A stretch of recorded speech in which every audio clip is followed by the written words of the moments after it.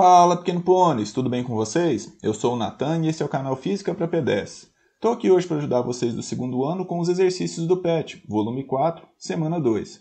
Bom, o que a gente vai fazer no vídeo de hoje? A gente vai fazer as 5 questõezinhas do PET. Então bora lá? Uma máquina de Carnot opera entre uma fonte quente cuja temperatura é 400 Kelvin e uma fonte fria cuja temperatura é 280 Kelvin. Determine o rendimento dessa máquina. Então uma máquina térmica retira calor de uma fonte quente, rejeita esse calor numa fonte fria e o resultado, como resultado, tem o trabalho feito, né, que é a parte que eu quero. Para uma máquina de Carnot, a gente tem que o rendimento máximo é o rendimento dela, que é 1 menos a temperatura da fonte fria sobre a temperatura da fonte quente. Então, qual que vai ser o rendimento dessa máquina térmica aqui, que é uma máquina de Carnot? Vai ser a temperatura da fonte fria, que é menor, 280, dividido pela temperatura da fonte quente, que é 400. Vai ficar 28 dividido por 400, que vai dar 0,7 aqui, né? 1 menos 0,7 vai dar 0,3.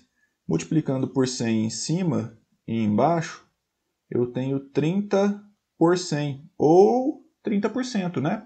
Então 0,3 é a mesma coisa que 30%, porque eu posso multiplicar em cima e embaixo para escrever em forma de porcentagem. Então a resposta certa é a letra C. Tudo bem? Bom, bora fazer a questão de número 2? 2. Um motor térmico trabalha nas temperaturas de 2000 Kelvin e 700 Kelvin, apresentando um rendimento de 40%. Esse rendimento que o motor apresenta é o máximo que ele pode alcançar? Justifique sua resposta. O rendimento máximo é o rendimento da máquina de Carnot, né? Que é 1 menos a temperatura da fonte fria sobre a temperatura da fonte quente. Qual que é a temperatura da fonte fria? É a menor, então é 700. Qual que é a temperatura da fonte quente? É a maior, que é 2000 aqui. Cortando 2 zeros em cima, 2 zeros embaixo, a gente tem que esse rendimento máximo aqui vai ser 1 menos 3,5, 0,35, que vai dar 0,65 aqui. Multiplicando por 100 em cima e embaixo, vai dar 65%, né? 0,65 é a mesma coisa que 65%. Esse é o rendimento máximo, mas essa máquina está fazendo só 40%. Então ela não está dentro do seu rendimento máximo, ela está um pouco abaixo. Então a pergunta é, esse rendimento que o motor apresenta é o máximo que ele pode alcançar? Não, né? Uma vez que o rendimento máximo é dado pelo rendimento do ciclo de Carnot, que é de 65%. Beleza? Bora fazer a questão de número 3? 3. Uma máquina a vapor, em cada ciclo, retira 100 calorias da fonte quente e realiza um trabalho de 90 joules. Com base nessas informações, calcule o rendimento dessa máquina. Bom, aqui eu tenho um probleminha, né? Por quê? Porque uma unidade está em calorias e a outra está em joules. A primeira coisa é a gente fazer essas unidades conversarem aqui, tá bom? Bom, vou transformar essas calorias para joule. Uma caloria tem 4,18 joules, a questão me contou. 100 calorias, então, vai ter X. Multiplicando cruzado, eu tenho que X é igual a 100 vezes 4,18, ou seja, 418 joules aqui é o calor retirado da fonte quente. Uma máquina térmica, ela retira o calor da fonte quente, realiza trabalho, que é, entre aspas, a parte boa. Aqui é o total e aqui é a parte que é dissipada, né? A energia que é dissipada. O que é rendimento, então, de uma forma geral? Rendimento é parte boa sobre total, então é trabalho sobre o calor retirado da fonte quente. Essa máquina realizou 90 joules de trabalho e retirou 418 joules da fonte quente. Bom, então qual que vai ser o rendimento dessa máquina térmica? 90 dividido por 418 vai dar 0 aqui para descer mais um 0. Vai dar 2 aqui, que vai dar 836. 4, 9 sobra 6. 640, que vai dar 1. 418. Sobrou 2, sobrou 2, sobrou 2. Com mais um 0 aqui, que vai dar um 5 aqui, né? 40, 5 com 4, 9. aqui foi 20. Mais ou menos isso, né? Tá bom. Vai dar 0,215, que é igual a 21,5%. Tranquilo? Então esse é o rendimento aqui dessa máquina térmica. Letra B. A quantidade de calor em calorias que ela rejeita para a fonte fria. Bom, o que eu pego da fonte quente vira trabalho e uma parte é rejeitada na fonte fria. O calor retirado da fonte quente é 418, o trabalho é de 90 e aqui está o calor rejeitado na fonte fria. Então o calor rejeitado na fonte fria, o 90 que está somando, passa para lá subtraindo. 418 menos 90.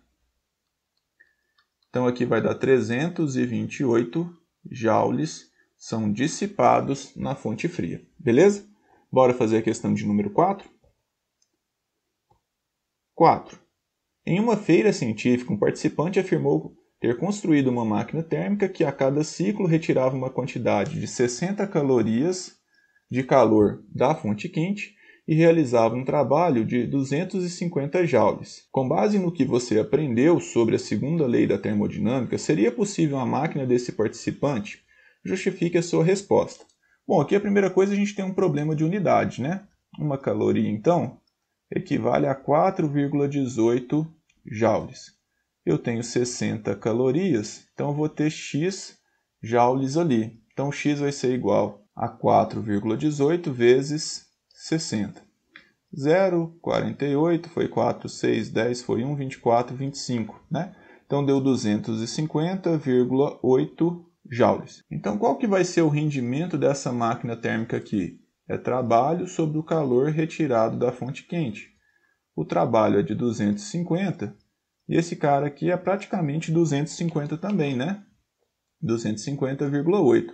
Então esse rendimento é de praticamente 100%. O que é impossível segundo a segunda lei da termodinâmica.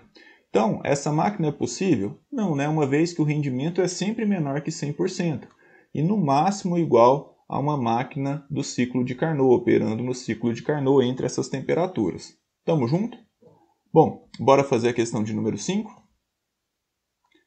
As máquinas térmicas foram aprimoradas durante a primeira Revolução Industrial, iniciada na Inglaterra no século XVIII. O trabalho do engenheiro francês Nicolas Léonard Sadi Carnot, que notou a relação entre a eficiência da máquina a vapor e a diferença de temperatura entre o vapor e o ambiente externo, foi fundamental para esse aprimoramento. A solução desenvolvida por Carnot para aumentar a eficiência da máquina a vapor foi: então, o rendimento da máquina de Carnot, que é o rendimento máximo, depende de quê? Depende apenas das temperaturas da fonte fria e da fonte quente. Só que onde uma máquina térmica, qual que é a fonte fria de uma máquina térmica? Geralmente é o ambiente, né? O ar atmosférico, que é difícil a gente regular a temperatura dele, ou a água, né? Que a gente utiliza para refrigerar uma máquina térmica também, que também é a temperatura ambiente. Eu não consigo ajustar a temperatura da fonte fria. Então o que eu posso fazer para aumentar o rendimento de uma máquina térmica? Eu tenho que diminuir esse valor aqui, né? Porque ele está subtraindo. Para mim diminuir esse valor, eu tenho que aumentar a temperatura de operação dessa máquina térmica. Pensando lá em gases, PV igual a nRT. Ou seja, para a temperatura ficar maior, o produto PV ele tem que ficar cada vez maior também, uma vez que a temperatura ela depende da pressão e do volume. Quanto maior for a pressão e o volume, maior vai ser a temperatura, já que o número de mols e essa constante aqui são números fixos. Então a temperatura só depende do produto, pressão e volume. Quanto maior ficar esse produto, maior vai ficar a temperatura.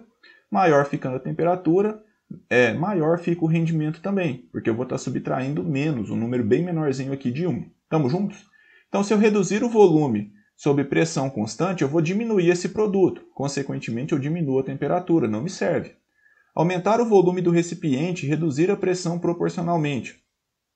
Se eu aumento um e diminuo o outro, no final das contas eu não estou alterando a temperatura, se é na mesma proporção. Então também não resolve para mim, não melhora a eficiência.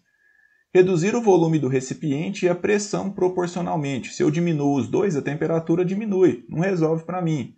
Reduzir a pressão e manter o volume. Se eu reduzo um e mantenho o outro, a minha temperatura também diminui. aumentar a pressão dentro do recipiente e manter seu volume. Se eu mantenho o volume, mas aumento a pressão, isso aqui já aumenta. Se isso aumenta, a temperatura também vai aumentar. Consequentemente, o rendimento melhora. Portanto, a resposta correta é a letra E. Tudo bem? Bom, galera, esse foi o vídeo de hoje. Espero sinceramente ter ajudado vocês. Se eu ajudei, peço que se inscrevam no canal, compartilhem com seus amigos para que a gente possa ajudar mais pessoas. Então é isso. Feliz Natal! Até mais! Tchau!